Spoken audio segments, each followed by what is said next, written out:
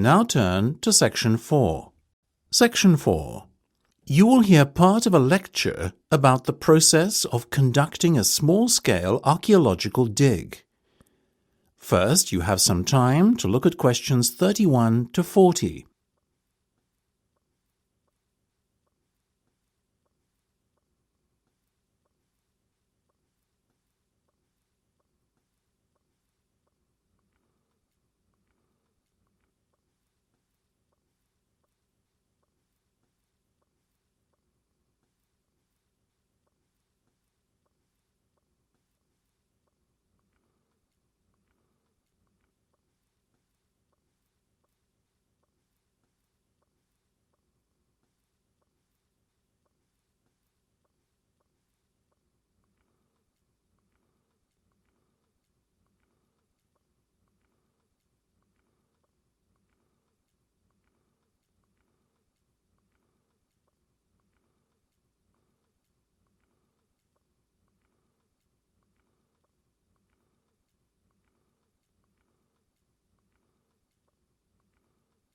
Now listen carefully and answer questions 31 to 40.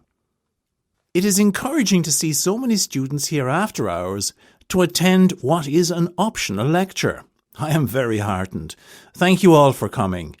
Today's lecture is about bringing what you have learnt to life, or at least showing you how to bring it to life, or put it into practice. If you are truly passionate about archaeology, you will not wait until your first official dig or field trip with the university to get started. Why?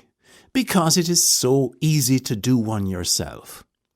Every weekend, each and every one of you can be going out scouting the land for potential dig sites and conducting your own amateur digs to gain what would be priceless on-site experience, which will stand to you if and when you qualify.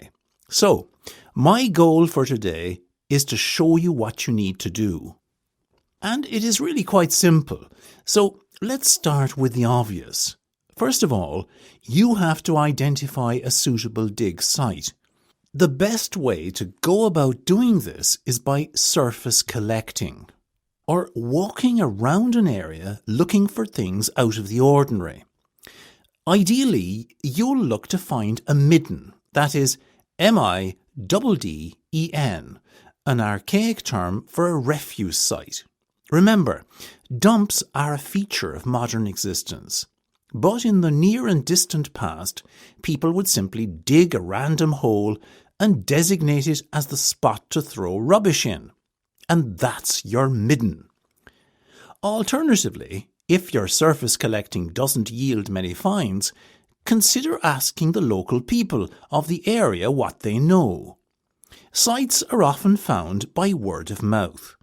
Or if that doesn't work, use the state files. Remember, they are normally only ever open to qualified archaeologists, so you, the students of UCD, are in a very privileged position indeed to be able to access them. Now, once you have found a site with some potential and collected some surface finds, it's time to evaluate what you have collected. The objective is to identify the area of your prospective dig site, which was the most densely populated, as this will yield the best results come dig time. Clean and categorize each surface artifact you find. Separate the modern trash, the unidentifiable items, the ceramics, the bone and shell tools, etc., and then begin the process of cleaning the finds you think are important. Use plain water, as washing detergents can damage delicate pieces and cause etchings and the like to vanish. A soft brush will remove encrusted mud from any crevices quite effectively too, so please avoid scratching or picking at finds for obvious reasons. Now, having done this groundwork, you should be in a position to pinpoint the area which is likely to produce the best results, and therefore ready to start your dig. Borrow equipment from the faculty here if you do not have the right tools at home.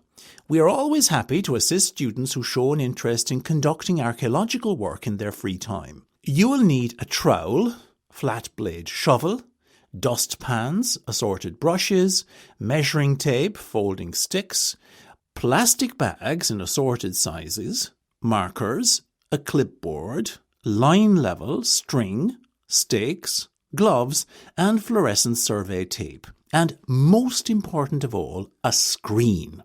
You can make a DIY box screen pretty handily. You'll need 4 planks of wood, cut to measure, either to fit together as a square or rectangular box. Make the box frame out of these using L brackets. Attach a 1/4 inch mesh frame to the base of the box using heavy-duty staples or nails. If you are going to sift by hand, then design your box to 2 foot by 4 foot dimensions, A, because it is easier to handle, and B, because it will fit neatly on your table.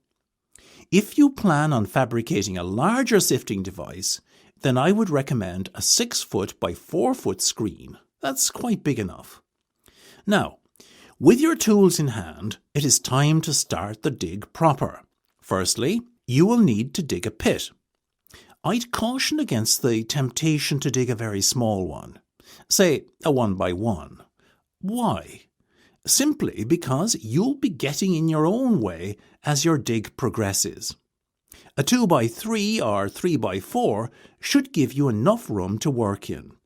Place a stake and an eye hook at each corner of the pit and pull some string or cord through each stake to keep the edges of the pit clearly defined.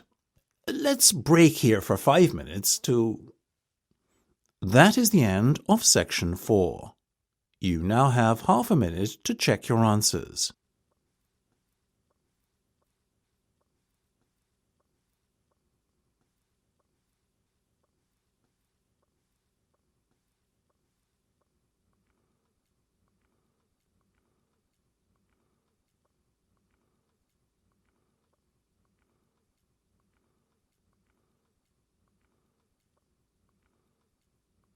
That is the end of the listening test.